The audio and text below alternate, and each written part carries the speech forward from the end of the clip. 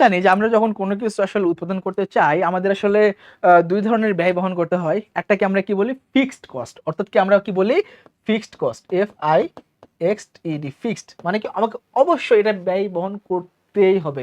ধরো আমি কোনো একটা কাজ করতেছি বা আমাদের এই যে আজকের এই প্ল্যাটফর্মটা এসিপি আর্টস অ্যান্ড কমার্স পাঠশালা, এটার একটা ফিক্সড কস্ট আছে, মানে যে বাসা ভাড়া, ক্যামেরার যে একটা খরচ আছে, কারেন্টের বিল আছে, সবকিছু মিলিয়ে যারা একদম ফিক্সড পার্মানেন্ট যারা হলে আমাদের এখানে ভাইয়ারা আছে যারা এখানে আমাদের সাহায্য করে, তাদের কিন্তু একটা ফিক্সড একটা কস্ট আছে। এটাকে আমরা কি বলতেছি স্থায়ী বলতে, তাই না?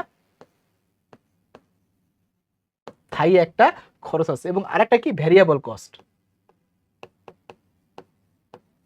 মানে কি অস্থায়ী বা পরিবর্তনশীল, বা আমরা কি এটাকে কি বলি পরিবর্তনশীল, পরিবর্তনশীল আমরা বলি। তো এই যে দেখো এই ফিক্সড কস্ট এবং ভ্যারিয়েবল কস্ট এইটা আমাদের জানতে হবে। এখন আমাদের কোশ্চেনটা একটু দেখি আমরা, চলো আমাদের এখানে কোশ্চেনটা একটু ভালো করে আমরা লক্ষ্য করতে পারি। কোশ্চেনে বলছে যে যে স্বল্পকালে উৎপাদন বন্ধ থাকলেও, উৎপাদন বন্ধ থাকলেও মানে কি আজকে আমার প্রোডাকশন বন্ধ আছে, স্বল্পকাল বলতে কি 1 বছরের কম সময় আর কি। তো ওই ফার্মকে স্বল্পকাল আমরা কি বলি 1 বছরের কম, 1 বছর বেশি হলে সেটাকে আমরা দীর্ঘকাল বলতেছি। ফার্মকে বা উৎপাদনকারীকে যে ব্যয় বহন করতে হয়, এইটা দেখছো কতগুলো বোর্ডে আসছে, কুমিল্লা বোর্ড, বরিশাল বোর্ড, বরিশাল বোর্ডে 2বার, কুমিল্লা বোর্ডে 1বার, আলিম অর্থাৎ মাদ্রাসা বোর্ডে আসছে। সো ঘুরে ফিরে কিন্তু তোমাদের বারবার বলে আমি আমার আগের ভিডিওতে বলছি তোমাদের এগুলো ঘুরে ফিরে আসে।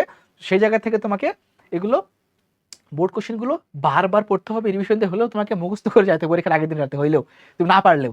তাহলে আমাদের কি করতে হবে এখানে স্বল্পকালে যে ব্যয় বহন করতে হয় সেটাকে আমরা কি বলতেছি একটু আগে যেটা বললাম স্থায়ী, তাহলে কি স্থির যে ব্যয়টা আছে স্থির, সেটা কোনটা পার্মানেন্ট ফিক্সড, সেটা কোনটা আমাদের অপশনে দেখো আছে এখানে নাম্বারে আছে, মানে কি স্থির ব্যয়টা তোমাকে বহন করতে হয়।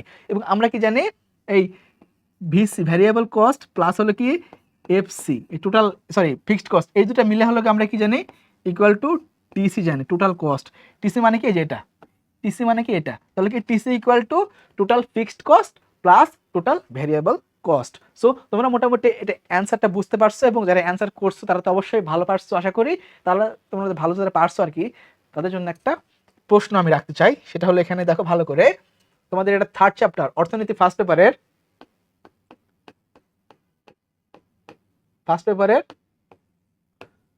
থার্ড চ্যাপ্টার, দেখি কে কে পারে এটা। এটা পারলে যারা যারা পারবা তাদের A+ নিশ্চিত, আমি এটা বলতে পারি। এসি যখন নিম্নগামী হয়, ভালো করে দেখো, এসি যখন নিম্নগামী হয় তখন নিচের কোনটি সঠিক, এটা, এটা, এটা, নাকি এটা? AC greater than MC, AC যখন নিম্নগামী হয়, ভালো করে দেখো, এসি যখন নিম্নগামী হয় এই অবস্থায়, এটা যখন এসি, এই অবস্থায় কি সঠিক এসি গ্রেটার দ্যান এমসি? আমরা কি জানি কোনটা এসি রেখা কোন আকৃতির, এমসি কোন আকৃতির, আমি তো বলে দেবো না আজকে, তোমাকে বের করতে হবে এসি ইকুয়াল টু এমসি নাকি এসি লেস দ্যান এমসি নাকি AC less than or equal MC.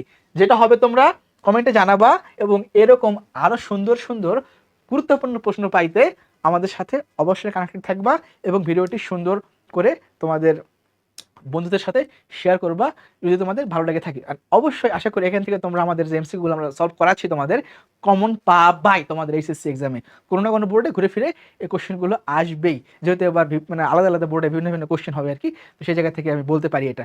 So দেখা হচ্ছে অন্য কোনো ভিডিওতে অন্য কোনো গুরুত্বপূর্ণ একটা এমসিকিউ নিয়ে, এবং তোমাদের জন্য তো আমরা অবশ্যই একটা এমসিকিউ রাখি, দেখি কয়জন পারে। আসসালামু আলাইকুম, ভালো থেকো।